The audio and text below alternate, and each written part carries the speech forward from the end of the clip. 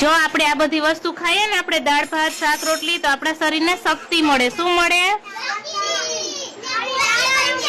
હા. અને wafer biscuit એવું ખાઈએ ને તો આપણા શરીરને શક્તિ ન મળે, પણ આપણું પેટ બગડે. શું બગડે? આપણું. હા, એટલે પેટ ખરાબ થઈ જાય. આપણે બજારની વસ્તુ જે ખાઈએ ને એ તાજી બનાવેલી ન હોય, વાસી હોય. શું હોય? અને આપણે ઘરે જે બનાવીએ, આંગણવાડીમાં જે બનાવીએ એ તાજી વસ્તુ હોય. એટલે આપણે ઘર. એટલે ચોકલેટ જો ખાઈએ તો દાંત સડી જાય, વેફર કુરકરે ખાઈએ તો આપણું પેટ બગડી જાય. એટલે આપણે ઘરની બનાવેલી ચોખ્ખી વસ્તુ ખાવાની. શું ખાવાની? હા.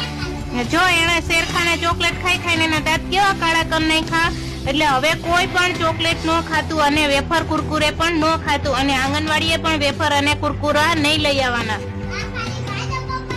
હા, ભાગ ડબ્બો પણ નહીં લઈ આવવાનો. અહીંયા તમને જમવા આપીએ જ છે, આપીએ ને. હા, બોટલ ને થેલી જ લઈને આવવાનું. Very good. અનાબિયા માટે સુંદરથી હું તાલી પાડી દઉં. તમે બધા જમો, હું તાલી આપું.